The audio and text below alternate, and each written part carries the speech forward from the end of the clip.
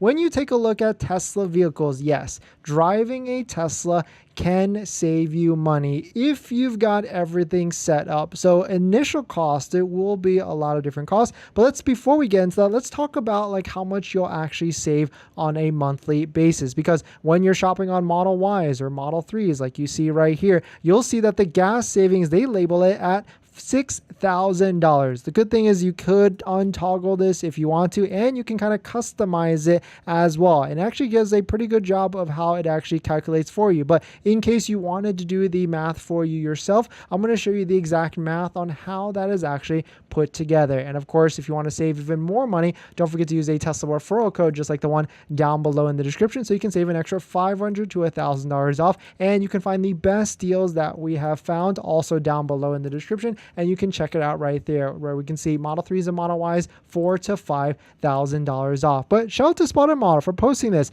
Imagine only spending $355 for an entire year of gas. This is 12,000 miles on a Model 3. Now, this does sound like a great thing, but there are some things you need to be aware about before setting up. And yes, driving a Tesla across all different metrics, another big one is maintenance. That's where you're going to save money as well, because you don't have oil changes, you have less brake changes. You might have more tire changes though, and so there's one thing to be aware about. Because of that instant acceleration, you might have to switch out your tires more often than you need to than like a normal vehicle, but it's also dependent on how you drive. But here's how to actually calculate it for yourself. The first thing is you got to figure out how big a battery in a Model 3 and Model Y of the one you're looking to buy is. So quick Google shows that's anywhere from 60 to 81 kilowatts. So let's use like a round number of 70. And it's quick, simple math right here. The next one is you want to figure out what is your kilowatt, your cents per kilowatt, depending on where you're at. Depending on if you're in like California, you can see it's average of 19 cents. It can even go higher than that. Like San Diego, I think is like 70 cents or something like that. But you can do quick math here. You can also take a look at your utility bill. It tells you how much cents you're paying per kilowatt. You take that number, whatever cents it is, let's call it 10 cents. You times it times the size of the battery. Let's call it 71 kilowatts. Then so 71 kilowatts times 10 cents. You can see the quick math here, $7.10. But of course, there's also calculators out there as well. So if you wanted to put it in for yourself and see quickly as well, but it's really just quick math. But you can see here, if you put in that same metric onto this calculator, I guess I'll put it in the live stream chat so you can take a look. You can see to fill it up once to go, 200, 300 miles, it's going to cost you $7.10. So that's where these crazy numbers like this come from, where they're only spending $355 for 12,000 miles over the course of that 1 year. And if you were to drive 12,000 miles on a gas vehicle, you probably already know how much you're spending on gas already, maybe like $100 to